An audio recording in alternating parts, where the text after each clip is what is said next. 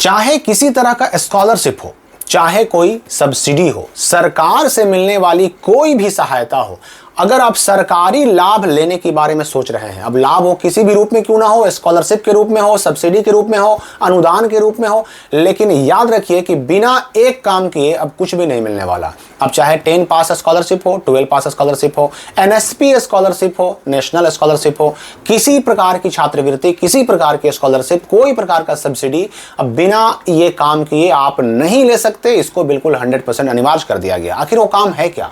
उसे कहते हैं आधार सीडिंग। और आधार सीडिंग एक ऐसी चीज है ना जिसको लेकर के बड़ा कंफ्यूजन रहता है कि आखिर ये आधार सीडिंग है क्या, क्योंकि बहुत सारे लोग ना आधार लिंकिंग को ही आधार सीडिंग समझ लेते हैं। आधार लिंकिंग और आधार सीडिंग ये दोनों अलग अलग चीजें हैं, दोनों में बहुत डिफरेंस है। आधार लिंक मोस्ट लोगों का है, अधिकतर लोगों का है, लेकिन आधार सीडिंग हर एक छात्र का या हर एक जो नॉर्मल व्यक्ति होता है उसका नहीं होता। आधार सीडिंग अगर नहीं होगा आपका अकाउंट के साथ तो समझिए कि आप किसी प्रकार का सरकारी लाभ लेना, स्कॉलरशिप लेना या फिर सब्सिडी लेना बिल्कुल भूल जाइए। आखिर ये हम करें कैसे? क्योंकि देखिए हर साल लगभग जो है छात्र ऐसे होते हैं जिनको matric pass scholarship, inter pass scholarship या फिर सब्सिडी हो या फिर एनएसपी हो, कई तरह की छात्रवृत्ति की योजनाओं का लाभ मिलता है। पोस्ट मैट्रिक स्कॉलरशिप हो, साइकिल पोशाक छात्रवृत्ति की योजना हो, बहुत सारी योजनाएं हैं, सबका लाभ उन्हें मिलता है। पर ये एक गलती की वजह से मैंने हर साल देखा है लाखों बच्चों को लाभ ना मिलते हुए, लाखों बच्चों का फॉर्म भरा हुआ और उनके अकाउंट में पैसे नहीं आते हैं। आखिर हम कैसे पता करें? आधार सीडिंग कैसे करें, आधार सीडिंग कैसे करना होगा, और साथ साथ ये हम चेक कैसे करें कि हमारा बैंक अकाउंट आधार सीडेड है कि नहीं, हमारा अकाउंट बिल्कुल पैसे लेने के लिए तैयार है कि नहीं है, ये हम चेक कैसे करें। और आधार सीडिंग अगर ना हो तो कैसे करवाएं, क्योंकि कई बार ऐसा भी शिकायत मिला है मुझे कि बैंक में जाते हैं, बैंक वाले को कहते हैं कि भाई आधार सीडिंग करना है, वो हमारी बात समझ ही नहीं पाते हैं, उनको पता ही नहीं चलता कि आधार सीडिंग होता क्या है। मैं आपको पूरी बात समझाने वाला हूँ। देखिए सबसे पहले हम समझते हैं कि आधार सीडिंग क्या है। आधार सीडिंग का मतलब हुआ आपके बैंक खाते को आपके आधार के साथ सरकारी लाभ लेने के लिए तैयार कर देना, यानी अकाउंट को। अब यहाँ पर देखिए मैं क्लियर कर दूं कि आधार लिंकिंग अलग चीज है। एग्जाम्पल मैं लेता हूँ आपके सामने और स्पष्ट हो जाएगा। मान लीजिए कि मेरे पास 2 बैंक अकाउंट है, ठीक है, मेरे पास 2 बैंक अकाउंट है, एक है एसबीआई का, एक है पीएनबी का, ठीक है, 2 बैंक अकाउंट है मेरे पास।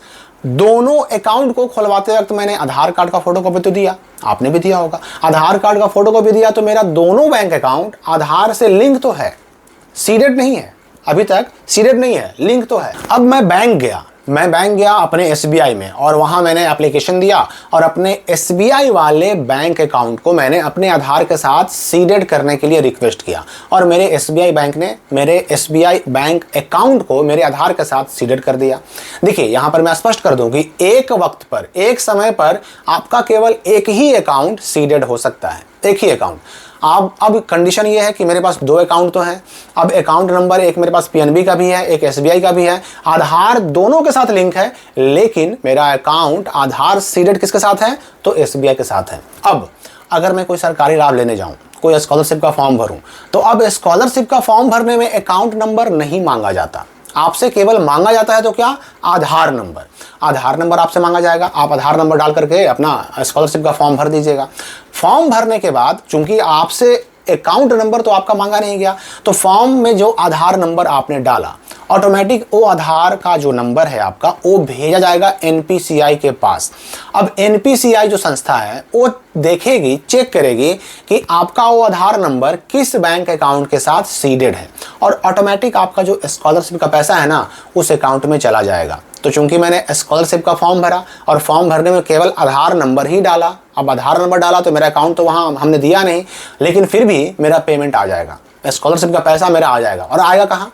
पीएनबी में नहीं आएगा, एसबीआई में आएगा। क्यों आएगा? क्योंकि मेरा एसबीआई का अकाउंट आधार सीडेड है और मैंने पहले ही कहा कि एक समय में एक ही अकाउंट आपका आधार सीडेड हो सकता है। तो ये जो एसबीआई का था मेरा सीडेड था, उसमें पैसा आ जाएगा। अब रही बात कि चलो मैंने एसबीआई में नहीं करवाया, पीएनबी में करवा लिया सीडेड, तो वहां पर तो मैंने आधार नंबर दिया था, ऑटोमेटिक मेरा पैसा कहां जाएगा? तो ऑटोमेटिक पीएनबी के अकाउंट में जाएगा, क्योंकि मेरे आधार के साथ जो सीडिंग किया हुआ है वो कौन सा अकाउंट है? तो पीएनबी वाला है। जो सीडेड अकाउंट रहेगा आपका पैसा उसी में जाएगा। अब यहां पर मैं ये भी स्पष्ट कर दूं कि अगर आप कोई फॉर्म भर रहे हैं और उसमें आपसे अकाउंट नंबर भी मांगा जा रहा है, आप अकाउंट नंबर कोई भी डालिए उसमें, पैसा तो उसी में जाएगा जो आपके आधार से सीडेड अकाउंट होगा। तो सीडेड अकाउंट समझ गए होंगे मेरे ख्याल से। लिंक तो किसी के साथ हो सकता है, एक आधार से कई बैंक अकाउंट लिंक हो सकते हैं, लेकिन सीडेड एक आधार से एक ही बैंक अकाउंट हो सकता है और उसी में आपको सारे तरह के हर प्रकार के सरकारी लाभ मिलेंगे, चाहे वो आपका जो है स्कॉलरशिप हो, चाहे किसी तरह का सब्सिडी हो, कोई भी। आपने देखा होगा कि जो हमारे यहाँ गैस कनेक्शन होते हैं उसका भी सब्सिडी का पैसा हमारे अकाउंट में आता है। अगर अकाउंट में आ रहा है तो जिस अकाउंट में आ रहा है आपका वही अकाउंट आधार सीडेड है, कंफर्म मान लीजिए, ठीक है।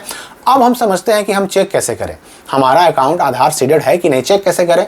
तो देखिए उसके लिए लिंक दिया हुआ है कमेंट और डिस्क्रिप्शन में, वहां पर आपको आधार सीडेड चेक करने का आपको लिंक मिल जाएगा। उस पर जाइएगा, अपना आधार नंबर डालिएगा, अगर आधार के साथ आपका मोबाइल नंबर लिंक होगा उस पर ओटीपी जाएगा, ओटीपी डालकर लॉगिन कीजिएगा तो आपको जो है ना स्क्रीन पर दिखा देगा कि आधार सीडेड आपका है कि नहीं है। अगर है तो किस बैंक अकाउंट के साथ है उस अकाउंट का लास्ट 4 अंक भी दिखा देगा, या फिर केवल बैंक का नाम ही दिखाएगा लेकिन दिखाएगा जरूर, ठीक है।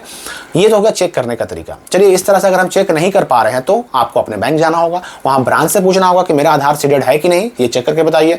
और अगर बैंक गए, चाहे हम आधार सीडिंग चेक करने के लिए गए, चाहे आधार सीडिंग हम करवाने के लिए गए, अगर बैंक हमारी बात को समझ ही नहीं पा रहा है तो देखिए उनको कहिए कि उनको 2-3 चीजें आप कह सकते हैं।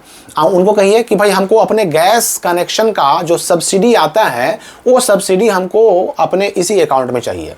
पीएनबी में गए हैं तो उनको कहिए कि हमको इसी अकाउंट पीएनबी वाले में चाहिए, या फिर एसबीआई में गए हैं तो वहाँ उनको कहिए कि इसी में चाहिए, या किसी और बैंक में है उनको कहिए कि हमको ये आपके यहाँ जो अकाउंट खुला हुआ है ना, हमको अपने गैस सब्सिडी का पैसा उसी अकाउंट में मंगवाना है, तो हमको जो है ना वो डीबीटी लिंक कर दीजिए। अब चाहे वो डीबीटी लिंक करने के नाम से समझ जाए, एनपीसीआई मैपिंग के नाम से समझ जाए, या आधार सीडिंग के नाम से समझ जाए, ये तीनों चीजें एक ही तरफ हैं। मतलब एक ही चीज के 3 नाम है, आधार सीडिंग कहें, डीबीटी लिंक कहें, या फिर एनपीसीआई मैपिंग कहें, तीनों एक ही चीज है। अब ये तीनों में से कोई भी बात कहिए, और अगर इतना से भी ना समझे तो कहिए कि हमको भाई अपने गैस कनेक्शन का सब्सिडी का जो पैसा आता है हमको इस अकाउंट में चाहिए, हमको वो व्यवस्था कर दीजिए।